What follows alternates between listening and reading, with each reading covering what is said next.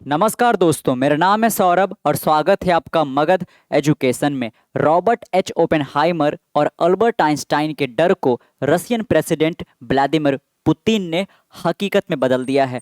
पहली दफ़ा होगा जब रशिया ने आईसीबीएम इंटरकॉन्टिनेंटल बैलिस्टिक मिसाइल जो कि न्यूक्लियर और हेड को कैरी करने का कैपेबिलिटी रखता है दोस्तों, इसको यूक्रेन के ऊपर एक वॉरफेयर के अंदर लॉन्च कर दिया है। जैसा कि आपको ज्ञात होगा, रसिया और यूक्रेन के बीच में ये जो रिसेंट वॉर चल रहा है ये 24 फरवरी 2022 को ही स्टार्ट हुआ था। करीब करीब 2.5 साल से ज़्यादा का समय हो गया है, लेकिन अभी तक रशिया केवल न्यूक्लियर वॉरहेड कैपेबिलिटी रखने वाला इंटरकॉन्टिनेंटल बैलिस्टिक मिसाइल का यूज कर देगा, ऐसा केवल धमकी दे रहा था। लेकिन यहाँ पे कल के दिन इसको हकीकत में बदल दिया है दोस्तों। यहाँ पे तो इस वीडियो में हम समझने की कोशिश करेंगे कि आखिरकार यहाँ पे ये जो इंटरकॉन्टिनेंटल बैलिस्टिक मिसाइल यहाँ पे रसिया से लॉन्च करके यूक्रेन के ऊपर ड्रॉप करवाया गया है, ये आखिरकार किस प्रकार के टेक्नोलॉजी को यूज करता है। क्या इस प्रकार का जो टेक्नोलॉजी है ये इंडिया का जो यहाँ पे रिसेंट एक तरीके से अग्नि 5 जो यहाँ पे पूरा का पूरा टेस्ट आउट किया गया, क्या इसमें यूज किया गया था या फिर नहीं यहाँ पे। और इस पर जो इंटरनेशनल डॉक्ट्रिन ऑफ डेंटरेंस है दोस्तों, जो कि कोल्ड वॉर के समय पे यहाँ पे बनाया गया था, क्या इसमें किस प्रकार का कॉम्प्रोमाइज़ देखने को मिलेगा। यहाँ पे तमाम यहाँ पे जानकारी आज के इस वीडियो में लेंगे। जैसा कि आप यहाँ पे देख सकते हो, Russia's firing of ICBM. ICBM का मतलब क्या होता है दोस्तों? Intercontinental ballistic missile. इसके रेंज जानकर आप चौंक जाओगे, करीब करीब 5500 किलोमीटर तक यहाँ पे इसको कह लीजिए कि टारगेट को डिस्ट्रॉय करने के लिए यूज किया जा सकता है। On Ukraine is weapons first combat use in history. आपको बता दें कि जो इंटरकॉन्टिनेंटल बैलिस्टिक मिसाइल है, इसको जो यहाँ पे तमाम देश जैसे कि इंडिया हो गया, रशिया या फिर अमेरिका, चाइना, ये सब केवल टेस्ट करने के लिए यूज कर रहे थे। किसी कह लीजिए कि कॉम्बैट में या फिर वॉरफेयर के अंदर किसी भी कंट्री के द्वारा अब तक यहाँ पे यूज नहीं किया गया था दोस्तों। यहाँ पे जिस प्रकार से जापान के हिरोशिमा और नागासाकी में यहाँ पे एटम बम गिराए गए थे, उसके बाद यहाँ पे एक कह लीजिए कि डॉक्ट्रिन साइन किया गया था दुनिया के तमाम वर्ल्ड लीडर के द्वारा यहाँ पे कि कोई भी देश यहाँ पे पहली दफ़ा यूज नहीं करेगा न्यूक्लियर कैपेबिलिटी वॉरहेड यहाँ पे। लेकिन पहली बार रशिया के द्वारा यूज किया गया है दोस्तों, जो कि वेस्टर्न नेशन के लिए एक तरीके से शॉकिंग है। यहाँ पे अमेरिका भी इस प्रकार के किसी भी यहाँ पे कह लीजिए कि टेक्नोलॉजी का यूज नहीं किया है किसी वॉरफेयर के अंदर, लेकिन रशिया यहाँ पे अभी तक धमकी दे रहा था, लेकिन ये कर दिया है। तो यहाँ पे ये देखा जा रहा है कि रशिया यूक्रेन का जो वॉर है इसमें एक एस्केलेशन देखने को मिल सकता है। यहाँ पे जैसा कि पता होगा, अमेरिका के अंदर यहाँ पे अगले 2 महीनों में राष्ट्रपति बदल जाएंगे, डोनाल्ड ट्रंप यहाँ पे व्हाइट हाउस के अंदर आ जाएंगे। लेकिन उससे पहले ही बाइडन यहाँ पे कह लीजिए कि जो रशिया यूक्रेन के वॉर है इसको एक नेक्स्ट लेवल पे लेके जाना चाहते हैं। और हाल ही में अमेरिका के द्वारा यहाँ पे यूक्रेन को ये परमिशन भी दे दिया गया कि अब जो यूक्रेन है वो कह लीजिए कि ओपनली जो अमेरिकन वेपन है उसको यूज कर सकता है रशिया के अगेंस्ट दोस्तों। तो यहाँ पे ये रिसेंट यहाँ पे एस्केलेशन देखने को मिल सकता है। जैसा कि आपने जाना कि ये जो इंटरकॉन्टिनेंटल बैलिस्टिक मिसाइल है इसको तमाम देशों के द्वारा यहाँ पे केवल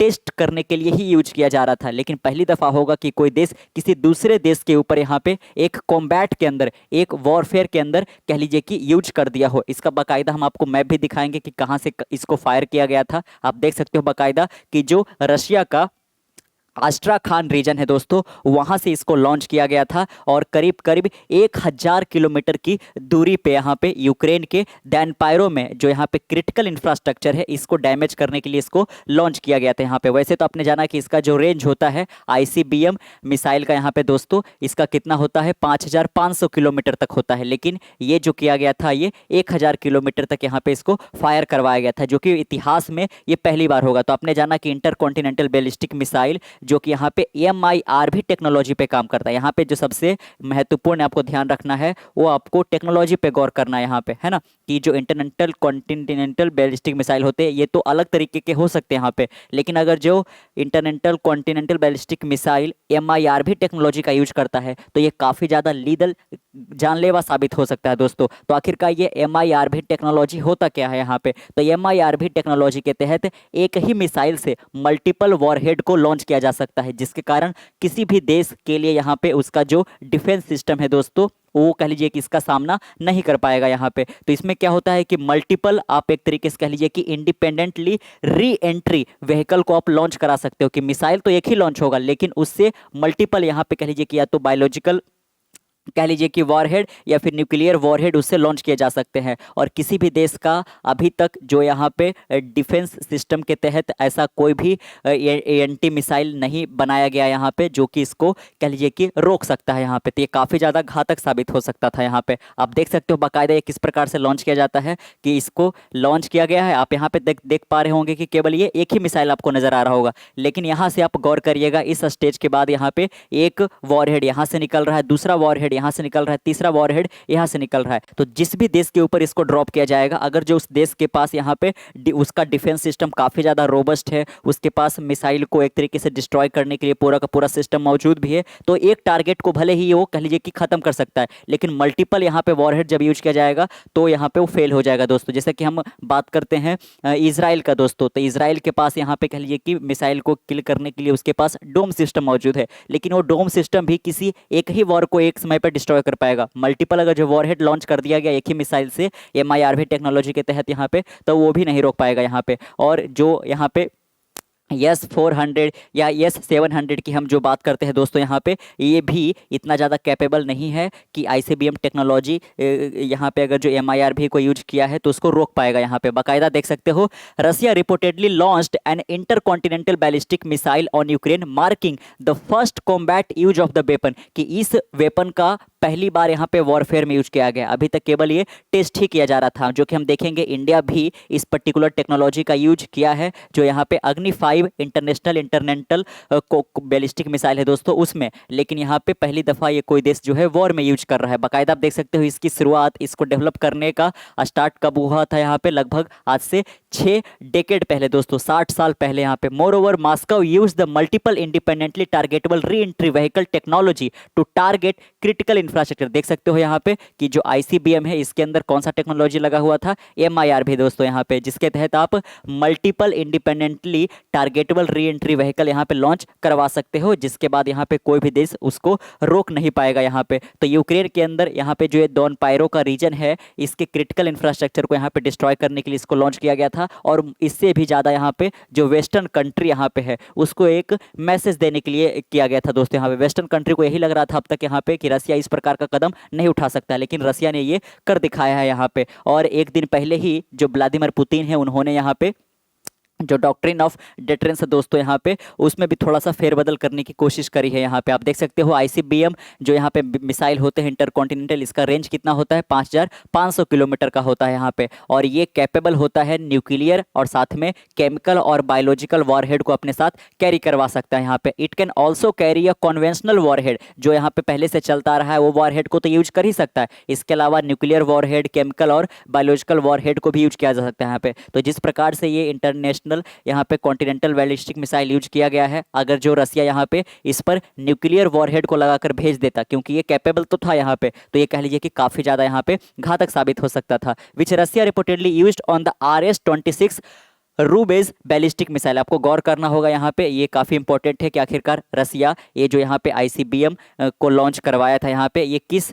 मिसाइल पर किया था दोस्तों, तो RS-26 रूबेज इसका नाम यहाँ पे है। The missile was launch from the astrakhan, ये आपने जाना कि रसिया के किस रीजन से, यूक्रेन के किस रीजन पे इसको यहाँ पे लॉन्च करवाया गया था यहाँ पे। और इसके रिगार्डिंग बहुत सारे जो वीडियोस है वो सोशल मीडिया पर काफ़ी ज़्यादा यहाँ पे वायरल है, क्योंकि पहली दफ़ा ऐसा देखा जा रहा है कि वॉर के अंदर कोई कंट्री इसको यूज किया है दोस्तों यहाँ पे। और साथ में यहाँ पे जो रसिया के स्पोक्स पर्सन है उनको बाकायदा यहाँ पे सख्त हिदायत दिया गया है कि आप किसी भी प्रकार का यहाँ पे इस पर्टिकुलर यहाँ पे जो डेवलपमेंट हुआ है इस पर आप कमेंट करने से बचोगे दोस्तों। यहाँ पे आप देख सकते हो बाकायदा यहाँ पे, the launch comes just after a day Putin signed off on change to the nuclear doctrine, यहाँ पे कि न्यूक्लियर डॉक्ट्रिन जो एग्जिस्ट कर रहा है, यानी कि कोई भी कंट्री जो है वो केवल आत्मरक्षा के लिए ही यहाँ पे कह लीजिए कि न्यूक्लियर वॉरहेड को यूज कर सकता है, किसी दूसरे कंट्री के ऊपर अटैक करने के लिए पहली दफ़ा इसको नहीं कर सकता है दोस्तों। यहाँ पे केवल इसको आत्मरक्षा डिटरेंस के लिए ही यूज किया जा सकता है यहाँ पे। लेकिन रसिया का क्या कहना है कि अगर जो कोई यहाँ पे नॉन न्यूक्लियर स्टेट है, जैसे कि अगर जो हम बात करें यूक्रेन का, तो यूक्रेन एक नॉन न्यूक्लियर स्टेट है दोस्तों यहाँ पे, यानी कि यूक्रेन के पास न्यूक्लियर कैपेबिलिटी का मिसाइल यहाँ पे अभी तक बना नहीं है। लेकिन अगर जो यूक्रेन को एक न्यूक्लियर स्टेट के द्वारा सपोर्ट किया जाता है तो रसिया इसको किस तरीके से यहाँ पे लेगा दोस्तों, कि जैसे मानो कि वो जो नॉन न्यूक्लियर स्टेट है ये न्यूक्लियर अटैक ही हमारे ऊपर कर रहा है, यहाँ पे इसको ज्वाइंट अटैक की तरह यहाँ पे लेगा। देख सकते हो, the changes in the doctrine says जिस प्रकार से यहाँ पे साइन किया गया है चेंजेस को लेकर, यहाँ पे ये चेंज क्या बताता है, that an attack from a non nuclear state, यहाँ पे नॉन न्यूक्लियर स्टेट में आप समझिएगा यूक्रेन को यहाँ पे बोला जा रहा है ना, क्योंकि लड़ाई चल रहा है रशिया और यूक्रेन के बीच में। Backed by a nuclear state, यहाँ पे बाकायदा देख सकते हो न्यूक्लियर स्टेट का यहाँ पे यूएस की ओर इंगित किया जा रहा है। Will be viewed by Russia as a joint attack, यहाँ पे रशिया इसको किस तरीके से देखेगा, ये नहीं देखेगा कि नॉन न्यूक्लियर स्टेट की ओर से यहाँ पे अटैक किया जा रहा है, बल्कि इसको एक ज्वाइंट अटैक की ओर से यहाँ पे देखेगा। Recently the US has allowed Ukraine to use long range ATACMS missile to strike deep in Russia, यहाँ पे जिस प्रकार से हमने बात किया शुरू में कि बाइडेन ने यहाँ पे अलाउ कर दिया है यूक्रेन को कि आप